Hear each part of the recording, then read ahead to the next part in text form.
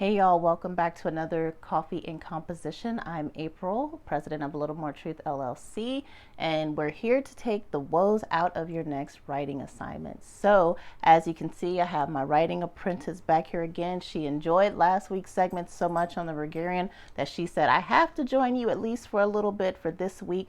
And our topic is the Toulmin argument. So again, we're just building and building and building like we like to do. We started with the classical argument, then we moved to the Rogerian argument, and now we're going to the Toulmin argument.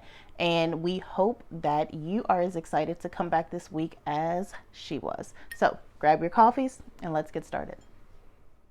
Well, my writing apprentice Layla may have left us, but we're still here and we're here to talk about the Toulmin argument this week.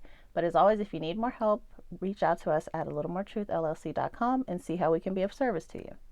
So what is the Toulmin? The Toulmin argument focuses on whether or not your argument is logical, not if the audience agrees or disagrees with it. So it's very different from the Rogerian and the classical.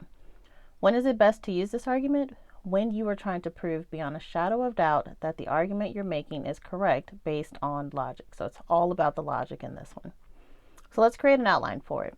You want to start by writing down where you stand on the subject or topic, then answer the question, what's the point of this stance? Okay, that's where you're getting to the logic of it.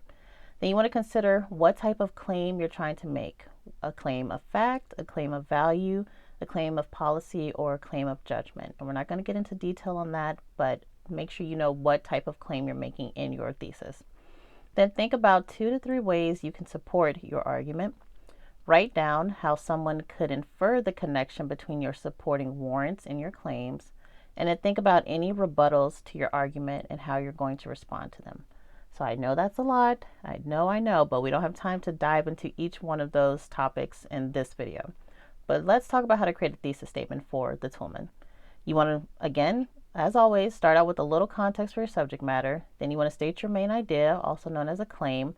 In that same sentence, you want to discuss the rhetorical appeals you'll use to prove your claim. So if you're not familiar with the rhetorical triangle, it involves pathos, logos, and ethos, which is emotions, logic, which we really need for this essay, and then ethos is credibility.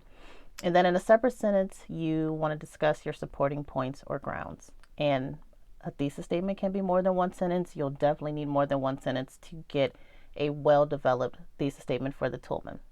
How do you organize this essay? It's all about logic. I can't say that enough. And this needs to come through in how you organize the essay. So you want to start by stating your stance very clearly along with your strongest piece of evidence.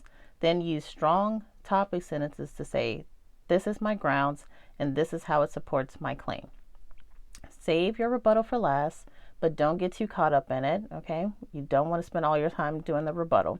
And then finally, spend time using the rhetorical triangle to clearly argue why the rebuttal of your argument is flawed. So again, it's logic, logic, logic. Can't say that enough. And you want to make sure that it's clear why anyone would refute or rebut your argument is flawed. And your argument is the only logical explanation to this problem.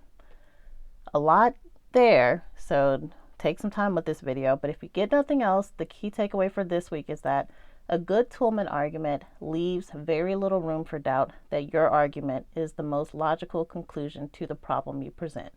So you don't want anyone walking away saying, well, maybe there's this point and maybe there's that side and did they consider this? You want very little room for doubt, okay?